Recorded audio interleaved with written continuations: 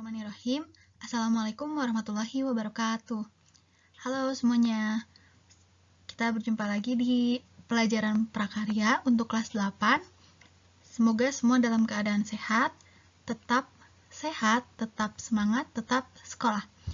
Untuk pertemuan kali ini kita akan membahas mengenai pengolahan bahan pangan serealia, kacang-kacangan, dan umbi. Oke, untuk pembahasan pertama kita mulai dari pengertian dulu ya.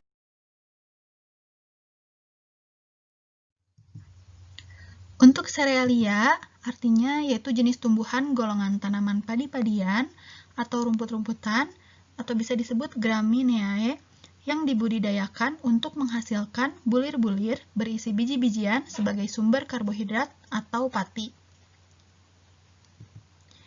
Lalu kacang-kacangan. Kacang-kacangan adalah biji berukuran lebih besar dibandingkan serealia yang digunakan untuk bahan pangan manusia dan hewan ternak.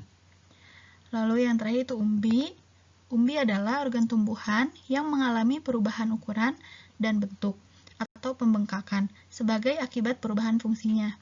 Perubahan ini berakibat pula pada perubahan anatominya.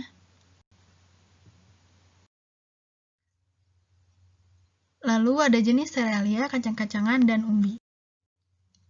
Untuk jenis serealia itu banyak macamnya, banyak jenisnya, namun kita di sini akan bahas beberapa yang umum ditemui oleh kita semua ya.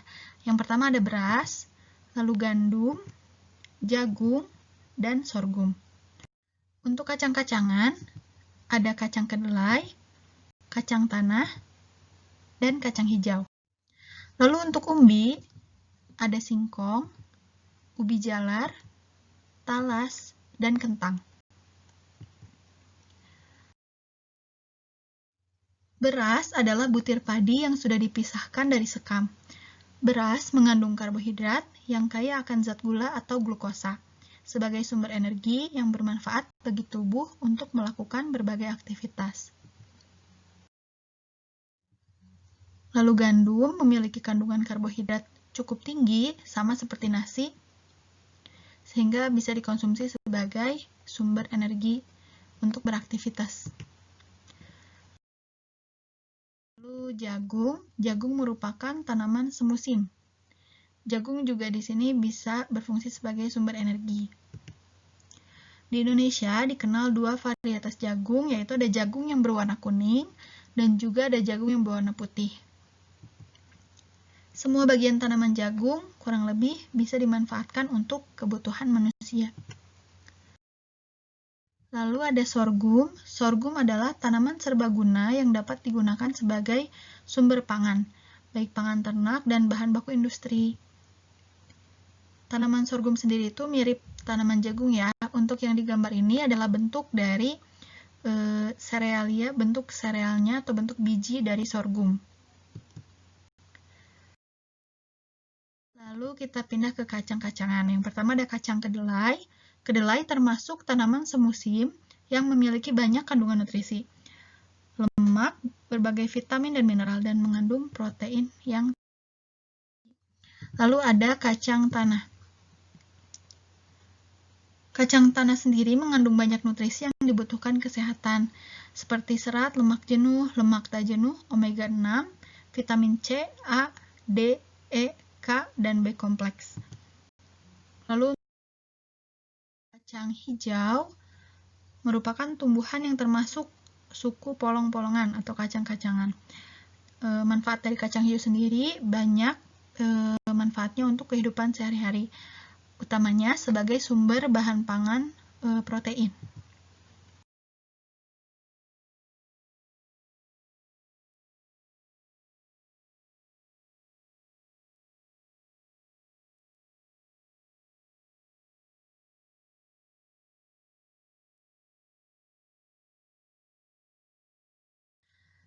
Lalu ada ubi jalar.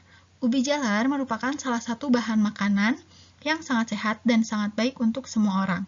Memiliki kandungan gizi, karbohidrat kompleks yang tinggi, sehingga ketika kita mengkonsumsi ubi, energinya itu tidak dilepas atau tidak digunakan sekaligus. Talas pada umumnya dijadikan camilan seperti direbus atau dijadikan urap. Ada juga yang diolah dengan cara digoreng, dan juga sebagian wilayah di Indonesia menjadikan talas sebagai salah satu makanan pokok.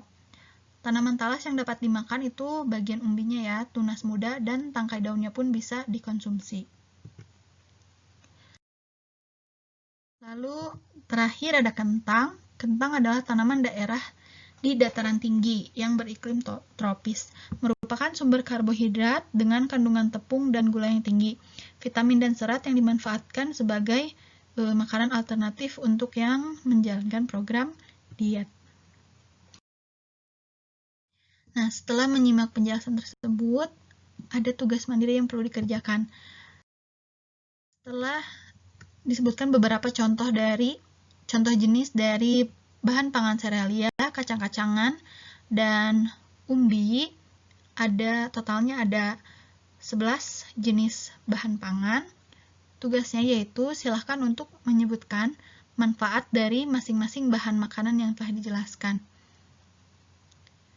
Tugas bisa dikerjakan langsung di buku tulis, tuliskan nama bahan pangan, lalu sebutkan manfaat dari masing-masing bahan tersebut. Kemudian dikumpulkan melalui Google Classroom yang sudah disediakan. Oke, sekian untuk penjelasan hari ini. Semoga bisa dipahami. Semangat terus, tetap semangat sekolah, dan jaga kesehatan. Terima kasih. Wassalamualaikum warahmatullahi wabarakatuh.